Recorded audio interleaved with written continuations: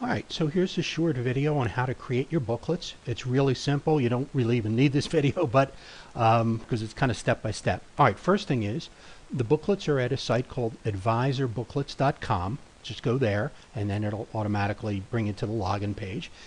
And then you log in and you use your email address, not your username from your SeniorLeads account, your email address, and your password from your SeniorLeads account. Okay? And then click login and it automatically takes you to the setup page. And this is where you set up your booklets. Now, very good idea. These videos are really short. They're like 2 minutes each. How to create your booklets, how to resize your e-booklet, your photo, you know, how to print, all these kinds of different things. How to use special symbols, like if you need the trademark, or down here you see next to CPA, he has to use the registered sign. So how to use those special symbols. How to know which booklet to send. If you want to print your booklets not 11 by 8.5, but rather in booklet format 8.5 by 11, this little video. And then here's a whole bunch of other ways to use your booklets on the internet to generate some prospects beyond the SeniorLeads system. So certainly read this and how to do that. Okay, so now making the booklets is really pretty darn simple. After you watch those videos, you'll be an expert. But you just come down here and you start, you know, first name, last name, any credentials you have, your company name, city, state, zip, you know, the whole thing. It automatically pulls in the email address you've used in your SeniorLeads account. If you want to print a different one on your booklets, just enter it in here. So, for example, sometimes people on their SeniorLeads account might have like a Yahoo or Gmail account, but in your booklets you want to print, you know, if you're say with New York Life, you want to have your New York Life address. That's fine. So you can just change that here, and that is the one that'll print on your booklets. If your broker-dealer has any disclosure needed, just read these instructions and then type the disclosure in here. Here's a space. A lot of states, I shouldn't say a lot, some require your insurance license number to be on anything printed. So just enter it in here. And then when it comes to uploading your photo, so if you've never done this before, it's very simple. You take a really good photo, an actual photo. And by the way, don't skimp on this. Let me show you right here. This is what a good photo looks like. So don't skimp on this. Go to a professional photographer. Notice these nice backgrounds and it's shaded. This is what a good photo looks like. So men, jackets, you know, and tie, women, nice blouse, hair done, you know, just make sure. It might cost you 120 bucks. Well worth it. Well worth it. It makes a much better impression than, you know, some picture from the golf course or your passport photo that looks like you just, you know, met some roadkill. So please get a good photo and use it. And by the way, quick tip. One of the places you can use it all the time, on your letterhead, down by where your signature is, always put your photo. It's great for people to see what you look like, particularly, you know, if you're sending something out to a prospect. Or it's even when you send things to clients. They just, you know, if they haven't seen you in a while, it's like, oh yeah, you know, my advisor, my agent, they are a good-looking guy or good-looking gal. Okay, so that's why you want to use a professional photo.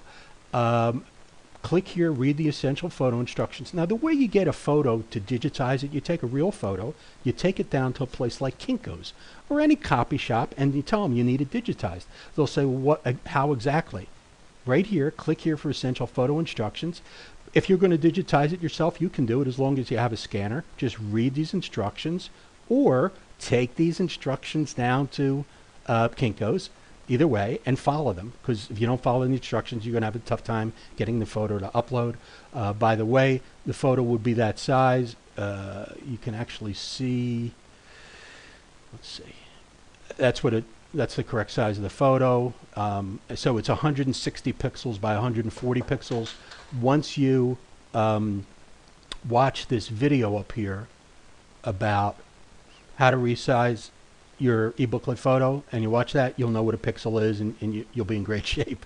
Okay, let's see. Okay, so, oh, by the way, now, so once you have your photo digitized, right, what's going to happen is that Kinko's or whoever, when you scan it, you'll have a digital file on you'll put it on your hard drive, and so once you have it on your hard drive, you just go, you know, choose file, and, you know, and you pick your, so maybe that's your photo, and you say open, and so notice the file's there, and I say upload, and bingo.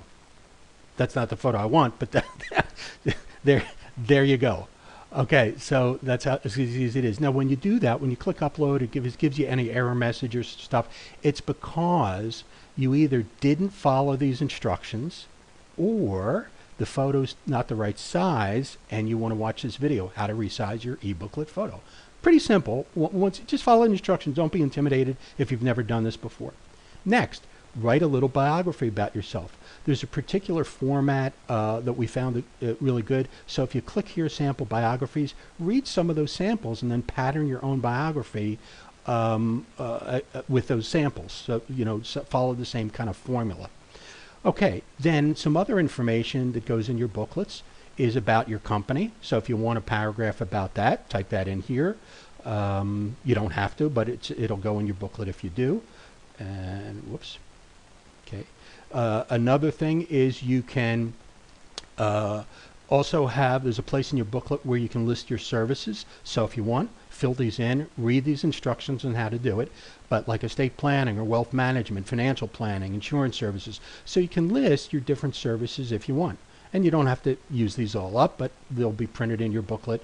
So it's kind of a nice feature. All right, let me see. Apologize. Let me see. Screen, you can't see this part. Let me just. Okay, so the very last thing that's cut off at the bottom is there's a checkbox. It says check to confirm submission, and then submit. So I'm going to pause this for a minute. Come right back. So here down the bottom is where you see there's a little checkbox. You'll say check to confirm submission, save changes. So I'm actually not going to do that because I changed my photo and I don't want to I don't save it to that goofy guy. But if you did, it would just save it, and the next thing that would happen, the software would automatically take you to the next page that says publish. So you'd wind up on this page, and you can read those instructions, and then your booklets are here.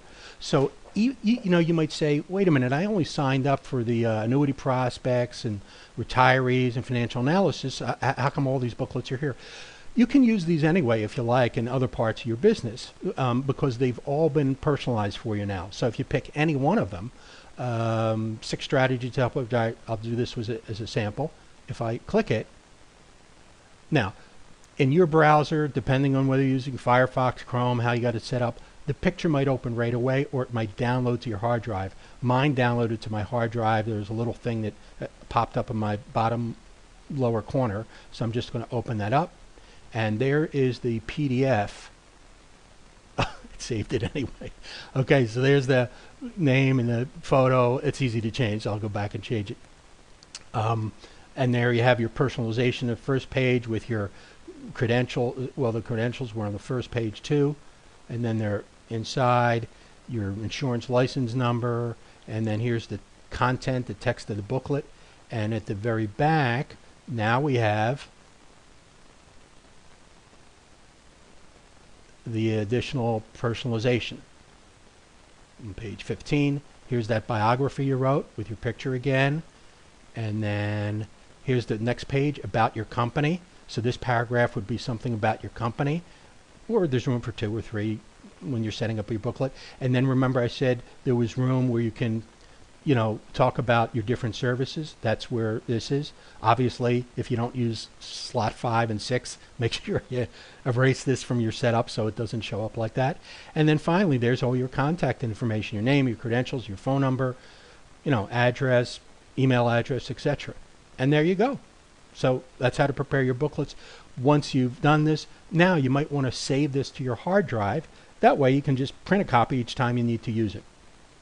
Thanks.